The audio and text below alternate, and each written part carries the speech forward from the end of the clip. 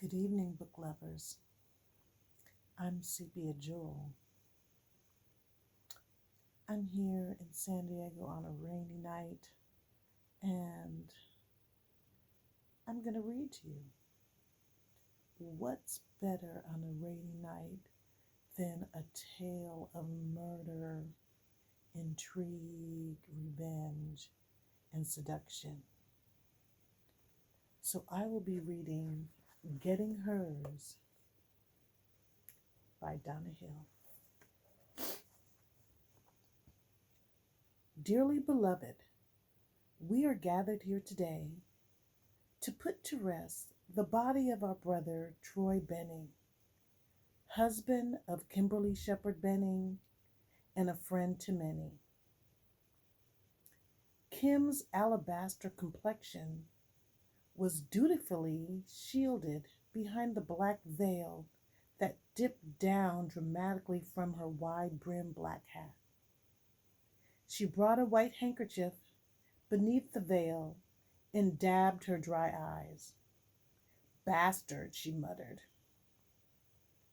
The Reverend droned on about what a wonderful man Troy was, while an endless stream of mourners marched up to the grave to toss a rose or utter words of sorrow and condolences to Kim.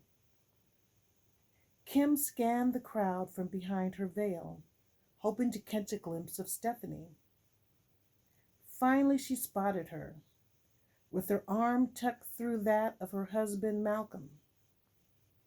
Kim's stomach muscles tightened as Stephanie's green-eyed gaze found Kim's blue ones.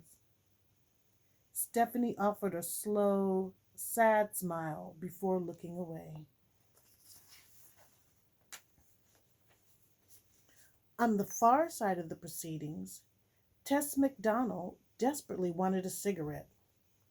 Funerals, cops, pre-dawn phone calls, hot sex, and situations out of her control always elevated her craving.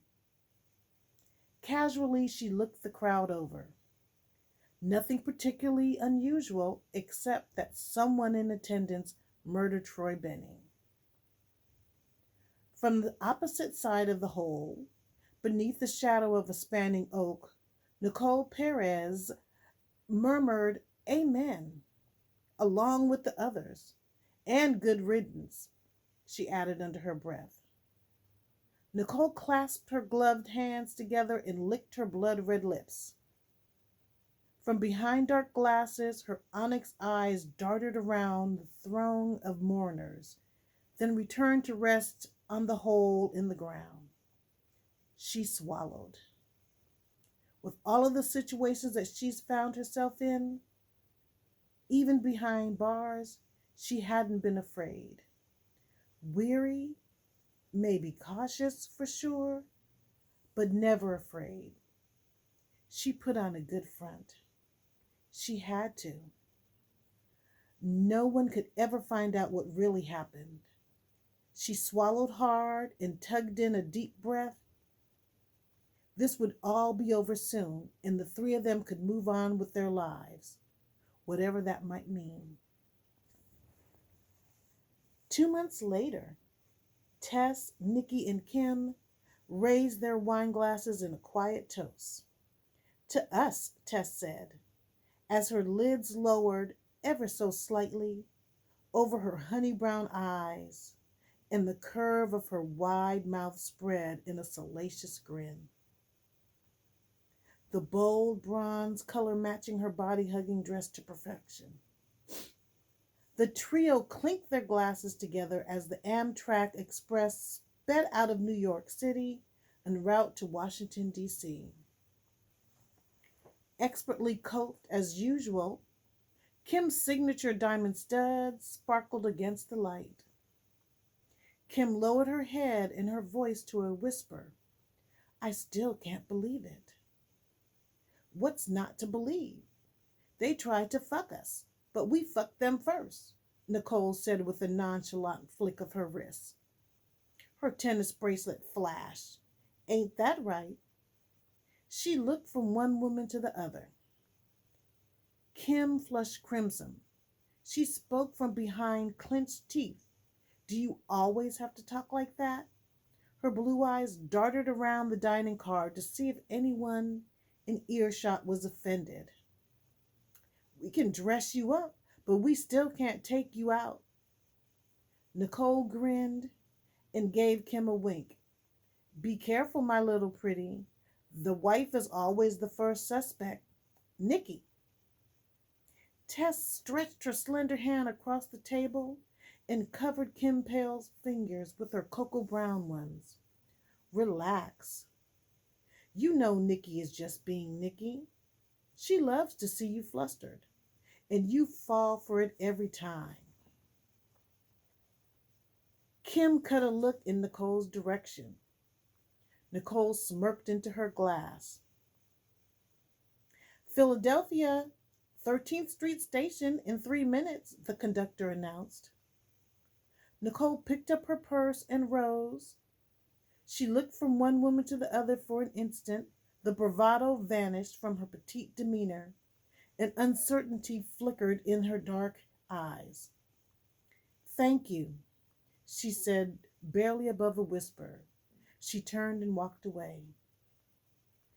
I should be getting back to my car, Kimberly muttered, before polishing off the last of her drink. She stood, cleared her throat, straightened her shoulders as if preparing for a formal speech. I'm sure we won't be seeing each other again. A half smile curved Tess's mouth. You never know, she said slowly. Kim looked at Tess. Unthinkable questions hung between them. Take care of yourself, Tess. You do the same, Kim. She watched Kim until she was out of sight. Alone now, Tess leaned back against the blue leather headrest. The rocking motion of the train, coupled with the landscape that flashed in the window like small bursts of neon light, was almost hypnotic. She crossed her legs beneath the table and took a thoughtful sip from her glass of wine. Over the past few months, they've gone from virtual strangers and wary adversaries to partners in crime, so to speak, revealing and acting upon their deepest secrets, their darkest desires. It's been risky. They put their families, their money, themselves in jeopardy. It had taken all of their connections, wits, and determination, but mostly it had taken the unholy pact they had made together to get them as far as they've gotten. She shut her eyes. God, what had she done? Under normal circumstances, they would have never met. She, a black high-priced madam who ran the biggest escort service on the East Coast. Nicole, a Latina beauty with a mouth like a longshoreman and a penchant for guns and fast cars. And Kim, a white married business tycoon who was in love with the wife of a congressman. But fate, the stars, and the mutual goal of retribution brought them together one blistering afternoon in June, the hottest June day on record. So that's a passage from Getting Hers by Donna Hill. So I hope to see you another time. And we'll start chapter 1. Bye.